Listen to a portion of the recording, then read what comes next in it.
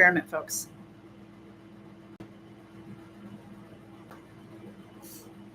Hey there. This is a huge experiment because I don't know how to make a video right into YouTube. So I was going to tell you guys the story of when we built and moved I got like no sound happening here. Hello, hello. Hello, hello. Yeah, this isn't working. Let's try. Does this work better? And you can hear me in my laptop? We'll see. Anyway, I'm going to play this later to myself and probably erase it. But I wanted to tell you guys about how so the Georgia Renaissance Festival is 30, like coming on 40 years old. Anyway, in its 12th year, we moved the entire site. 29 years ago, it's coming up on 50 then, we moved the entire festival. And it was the land that we had been leasing was worth too much money. And so the old site was being sold, and a lot of research went into where we should move the show to.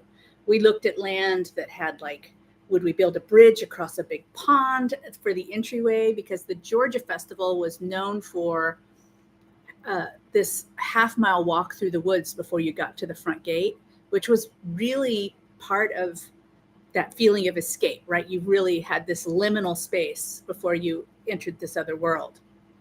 And so we looked at a bunch of different sites, and in the end went with a site that had our guests still exiting at the same exit number that they had used for a dozen years, which meant we were moving the site 6 miles. So we had raw land. We had some designs that were based on a geophysical map, and then and we had some really loyal and lovely vendors. My job, I was hired to be the building coordinator, and my job was I took crafters and food vendors on what we called machete tours of the new site, so that everybody could kind of get a feel for it. Like, did they like the way the land felt? Could they envision us building a new park there? Could they get excited about it? Because we were asking people who had already invested in the show to go invest again. Now, at the time, that festival did 2 shows a year. And so we were all looking at investing on a site where we were going to get 11 weekends a year of sales instead of, like a regular full-blown show is going to do like 8 weekends a year. And 8, 9, 10, 11, 12. We were getting 13 weeks a year. So we did those tours, and then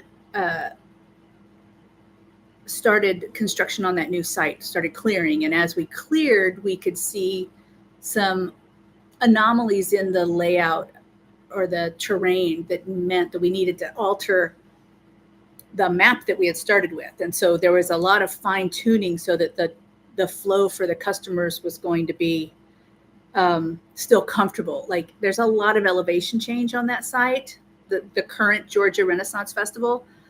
But if you go to the right and follow the booth line, you only have a gradual change all the way around the park until you're coming back downhill.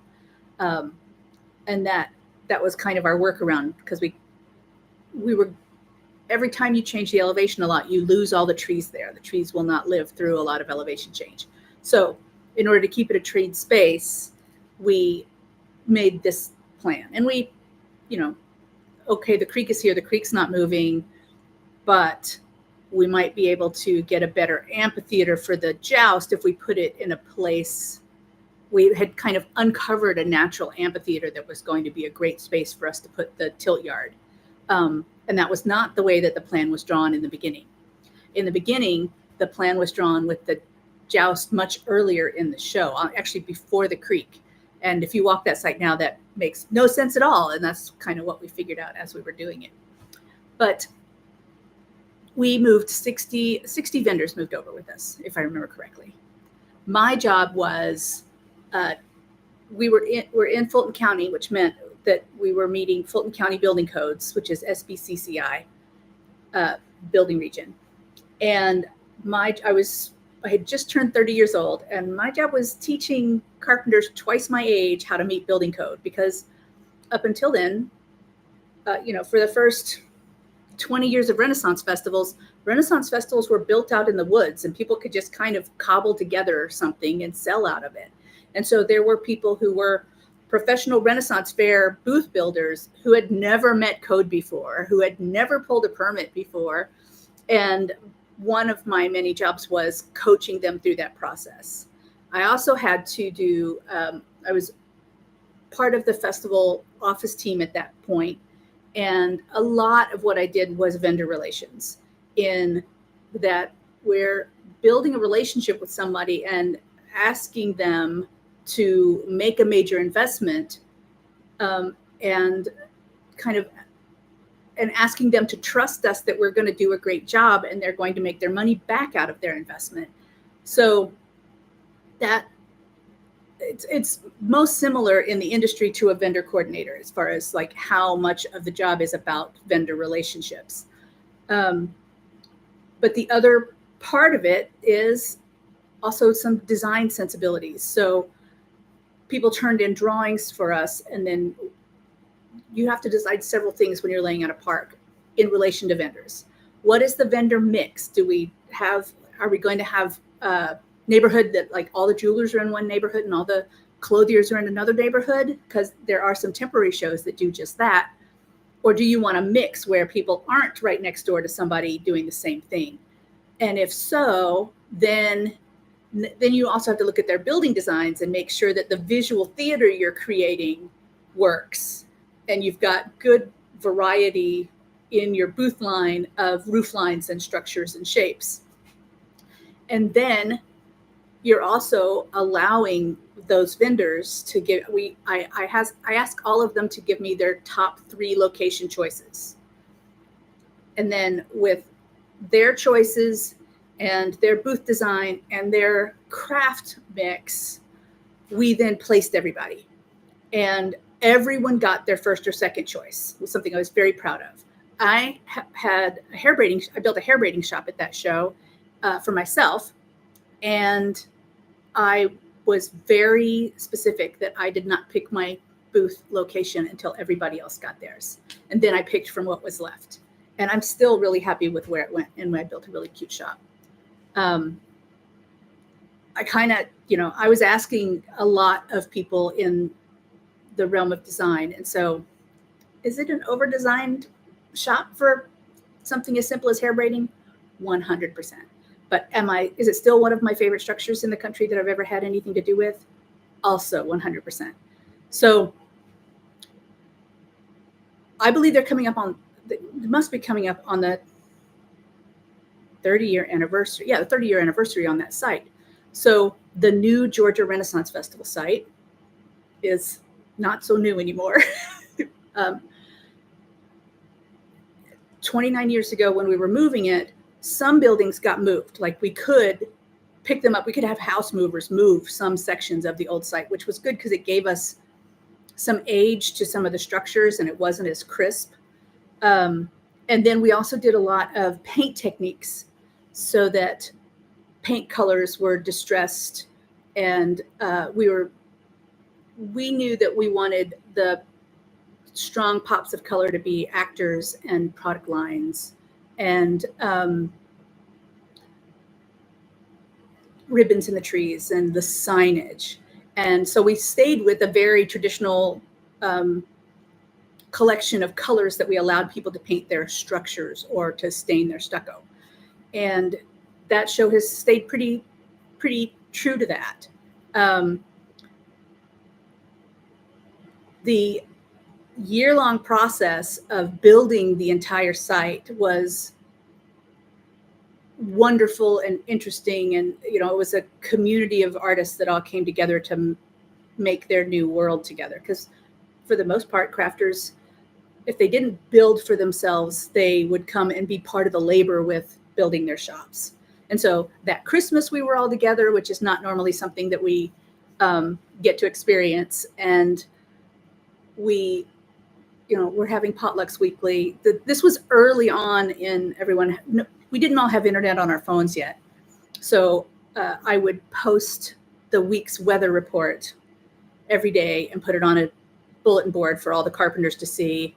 And I had a list of, when the building inspector would come around, one of my jobs was I kept up on what any questions that any of my builders had, who are all working for different individuals, but they were mine in my heart, but any questions they would have for a building inspector, I would get answered before the inspector walked by their site, so that they weren't in the midst of making a screw up, because that affected, the judgment that building inspector made about that builder. So if I could say, hey, we're kind of confused a little bit about a termite barrier.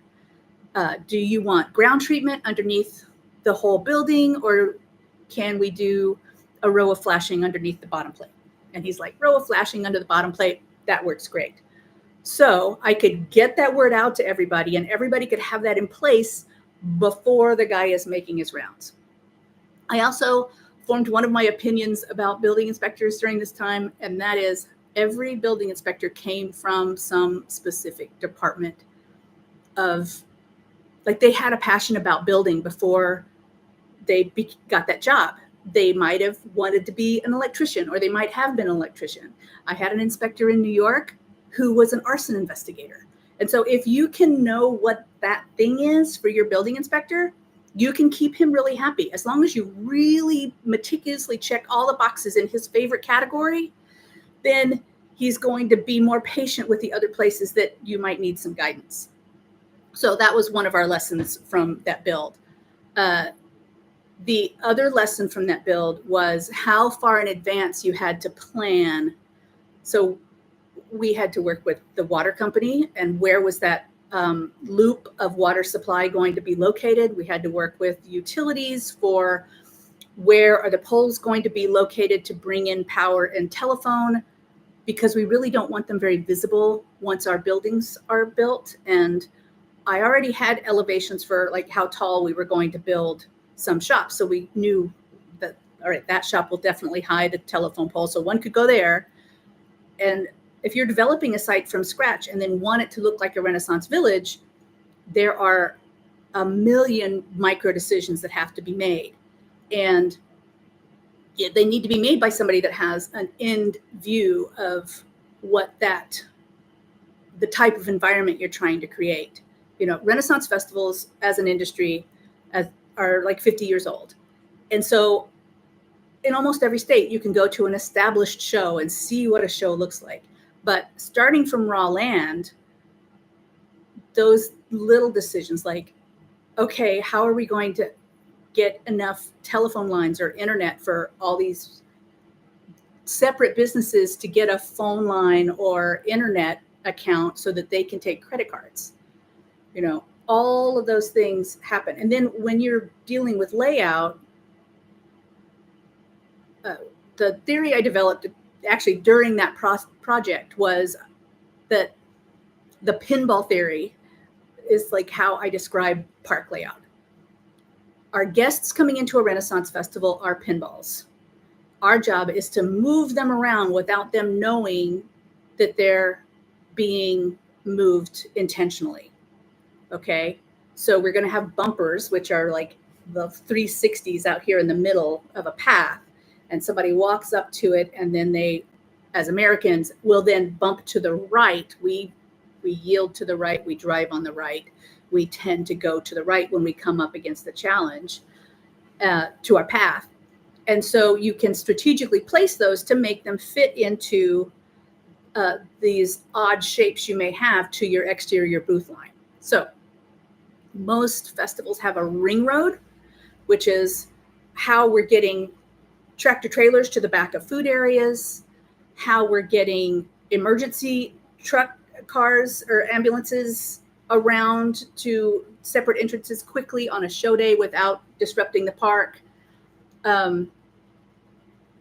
They are how most of the crafters get to the back of their shops, unless they have what we call a 360, which is out there in the middle, and like a cart, or a tent. There are some buildings out there in the middle, and they're still called 360s as far as the theater of it is concerned. All the rest of the shops that are on the booth line have a backstage. The back side of their shop doesn't have to be pretty. It doesn't have to look Renaissance. It does still have to meet building code, but there's an ugly side and a pretty side to the whole park, just like there's a backstage in theater. But that ring road placement kind of is the limit, can be the limitation for the size of your show. So you might want to, if you're designing and building a new park, you might want to make your ring road a little bigger and then have inroads to get to the back of shops so that you have that kind of flexibility. You're going to use more room back of house than you think you are. Trust me. Now, the Georgia show, the design of it was kind of based on an old mall layout. So we had these kind of amoeba arms into the shape. And at the end of them, instead of having an anchor store, we had a major stage.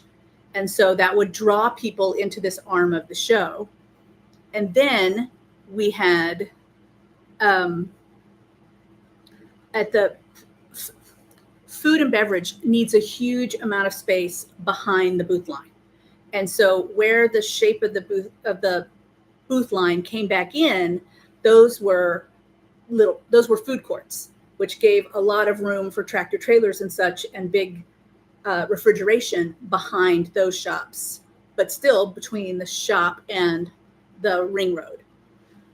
So all of this was involved in laying out this park. And so the festival itself was building all of this infrastructure. Where's this festival office going to be? Are we going to build our ticket booth into the front gate? We built our souvenir stand into the front gate, so you exited through the souvenir stand. So the festival itself paid to build the stages and to build the front gate. And then we built a first aid stand so that the ambulance company, EMT company that we hired to be there on show days had a good stable space, but it also had a good facade and it looked like part of the Renaissance Fair. And then we built pubs because the Georgia Festival owns all of the alcohol and beverage sales. They also have probably half the food. So we, as the festival, were in charge of getting those built also. And we did some stuff that was kind of new to the industry then, which was we called in a big red metal building company and had them pour a giant slab, like 120 feet long by 40 feet deep, and build a building on it, red metal building, so it didn't have to have any interior poles, and then left the front of it. They built 3 sides and the roof. And then the facade we built as looks like a bunch of small shops. And that made for a really efficient kitchen design. Room for walk-ins, room for fewer managers managing lots of people. And the three major food areas were all built in that fashion. One of them was actually on a corner. So the metal building company only built 2 walls in the roof. And then we did facades along one side and then along the long side. So I've had some calls recently of people like developing shows and like how to start. And I realized there's a few people that know that I've done this. And there's a lot of people that don't know that I've done this. One call I got this week was somebody who had worked with me 30 years ago and was like, I know a woman and she knows this. So anyway, so I thought I'd tell the story. Building coordinator is still like one of the most delightful things I've ever done. And you don't need a building coordinator if you're starting a Renaissance Fair. You only need a building coordinator. Well, you need one if you're starting a Renaissance Fair. And you need one if you're doing a major expansion. Like if you've opened up a section and you're going to build 15, 20 new shops this year, you need a building coordinator. Otherwise, it's going to take too much. It's going to be too much on your site manager that already has a full-time job and your vendor coordinator who already has a full-time job. Building coordinator is kind of in between those two categories. And there is some work for this category every year at an established Renaissance fair, in that 10% of your shops are aging and are going to be rebuilt. And count how many shops you have. If you have 70 shops in your park, then 7 shops are going to get rebuilt this year. And somebody's got to take the time to look at those designs and approve them and know enough about building to know if they know what they're doing. Now, if you are close enough to a township that you have a building inspector, you can let them take the heavy lifting and be the bad guy as far as telling somebody that what they're trying to do won't work. But it's always better to catch the mistakes before they happen. And you also don't want your building inspector beginning to believe that the people building on your site don't know what they're doing, because now you're going to get extra scrutiny and everything's going to be harder and you're going to have extra paperwork. So, and somebody might have done something they had to undo, which is expensive. But that building coordinator, building liaison between the festival and the building inspector, and between, kind of the liaison could be working with the site manager to say, here's what I've got 3 builds going on right now, and these are their requests. So the site manager can just be maintaining the site, doing all the stuff they normally have to do, keeping the roads tuned up, getting the grass planted, making sure the infrastructure itself is in good shape. And it keeps you from having to have your vendor coordinator understand building and design. So maybe, and some shows have an artistic director who kind of falls into that category. And that is, again, somebody that's got an eye for design and an idea for what it is we're all trying to create within this park. Every park has its own flavor, but there's a lot of consistencies. There are things that people expect when they come to a Renaissance fair. And those are 2-story buildings, the crafters living above their shop, whether they really stay there during the run of the show or not. In Renaissance England, everyone lived above they were selling out of the bottom floor of their home. And that's part of where that look comes from. The roofs are really steep. Because the steeper a roof is, the less often you have to re-roof it. And that is valid now, just as it was in, 400, 600 years ago. So the Georgia site built a large kind of wraparound parking lot, multiple hundreds of tons of gravel have to go into something so that your customers don't sink in the mud when they come park in your campground, in your parking lot. We also had have a campground at Georgia. I don't do the show anymore. But there is also a campground for traveling vendors at that show. And for that, we needed gravel, we needed electrical, we needed enough space to get an RV in. And, they have a 50 amp section and a 30 amp section, and then a section for vans and tents. And some people built like their little crash pad above their businesses. And it's easier to justify the expense of a second floor if you can actually use it, even if you're only using it for storage. So those were all things that we had to discuss with people and make promises we had to make to people about what their access was going to be for the park. No, you can't use this as a warehouse in the off season, but yes, you can store stuff in your booth. All of those decisions are decisions that a park developer has to make. Ask me anything about building a Renaissance fair because not a lot of people that have done it to the level I have. And it is one of my passions. Like I'm really passionate about the industry, about keeping the industry looking good, being effective, keeping like there's magic here, and um, you don't have to like go make mistakes that have already been made. If I didn't make the mistake myself, I know somebody that did, and I can make a phone call and get the answer.